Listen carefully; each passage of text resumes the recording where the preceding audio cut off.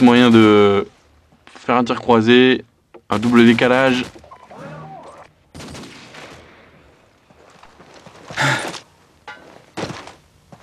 On le voit beaucoup, hein, Blackmane.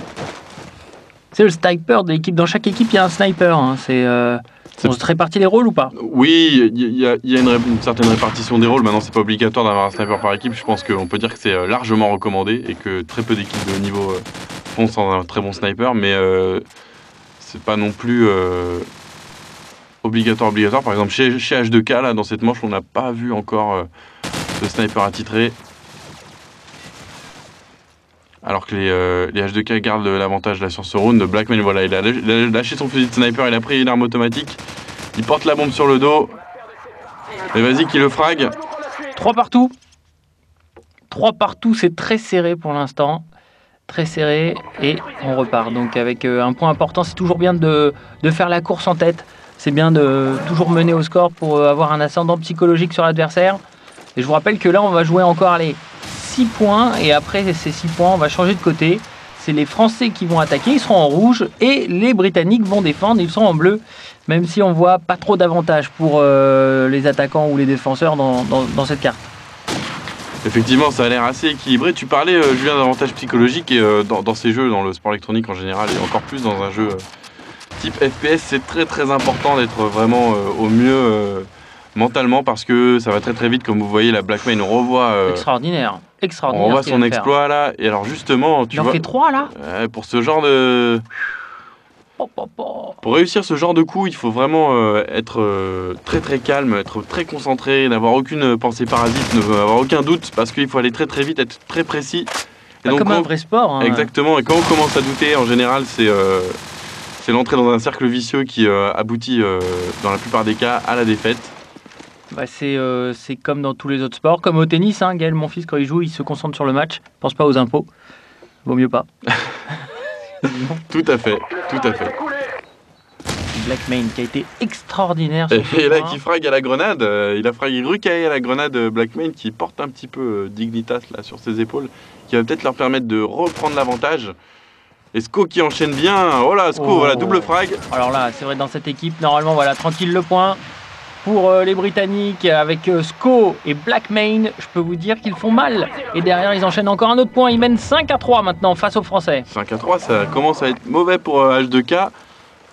On va voir s'il se laisse vraiment distancer à la fin de ce round. Blackmane qui prend la position qu'on lui connaît bien maintenant au snipe. Quasiment au tout début de la map, au spawn de son camp. Oh là là. Et il n'a pas réussi cette fois à faire le frag, Blackmane. Alors qu'on suit Mick qui lui s'avance. Il est furtif, Mick qui veut pas faire de bruit là maintenant qu'il est dans le bâtiment. Voilà, il a vu, il y a eu contact. Tout de suite la grenade hein, pour faire des dégâts. Pour semer un peu la zidanie. Ras qui est en difficulté. On le voit avec l'écran qui devient un petit peu rouge, c'est-à-dire qu'il est touché, on lui tire dessus.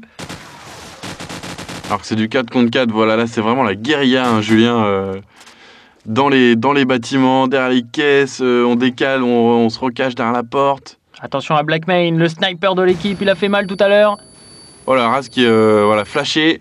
Donc flashé, ça c'est une grenade qui... c'est une grenade qui aveugle et qui rend sourd, donc on perd carrément toute information, on perd tous les repères.